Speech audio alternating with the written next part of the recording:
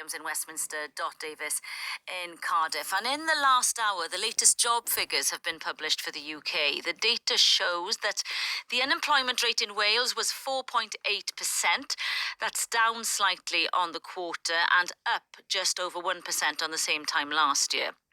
With that in mind, this morning there are calls for a national job coaching strategy to help people with learning difficulties or autism to secure paid employment. The project, Engage to Change, has worked with 800 employers in Wales, and they think it's time to have a unified approach to help people with disabilities into the job market. Thomas Churchill is 26 years old and was born with cerebral palsy. Since taking part in a Gateway to Employment scheme, he's now secured a job at Rhondda Council. Now it feels like I've got a purpose as an actual worker. Because before, I've had so many people turn me down and everything else. It's sometimes to me it's frustrating, and now RCT have taken me for me. They haven't sugarcoated me. They haven't wrapped me up in bubble wrap, and I feel proud of what I'm doing for them, and I'm glad they've given me a chance. And I've been with them now 3.5 years and 2 months. Let's bring in Angela Kenvyn, Project Manager of Engage to Change. Morning, Angela.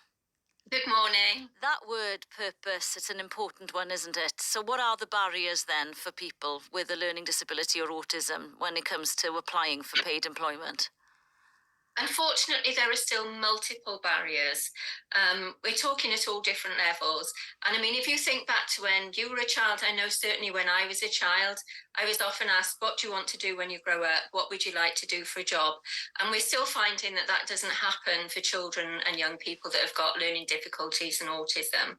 So we've got a lack of aspiration. Not everybody, but there is still a lack of aspiration out there. So we're talking about the children and young people themselves not realizing that getting a job is possible. We're talking about people around them, like their family members, other people that support them, not considering employment, perceived lack of abilities and skills, perception that welfare benefits might be effective and they'd be financially worse off if they were working.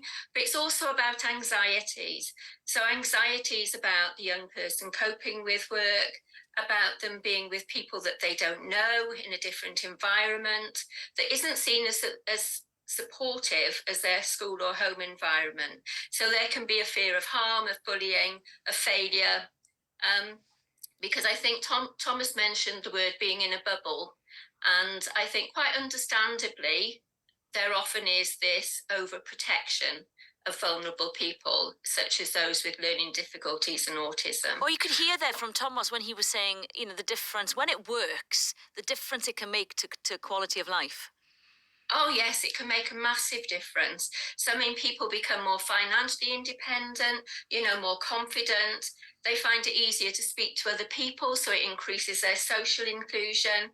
They find they can do more things for themselves. It makes them more independent. And of course, one of the things that you have to do to get to work is you have to be able to travel there. So that's something else that we've done in the project, is to travel train people to get to work and to actually do that work from home to the workplace, that journey.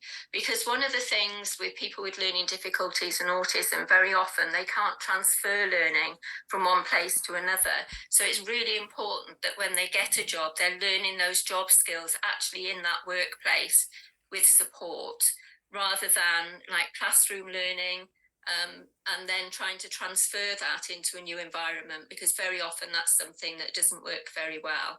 So with your project, you can see that change is possible. Are you finding that some organisations are better, more open than others?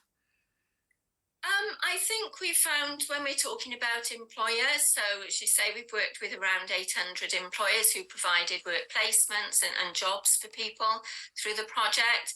And we found that small businesses very often are a lot better at doing this. A higher percentage of those that have worked with us in the project have been small businesses.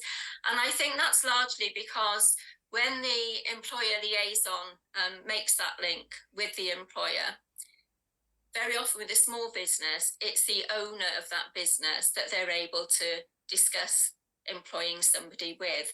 Whereas with a lot of like public sector and with very large organisations, it's getting hold of the right person. So very often the person who manages the local branch isn't the person that can make the decision.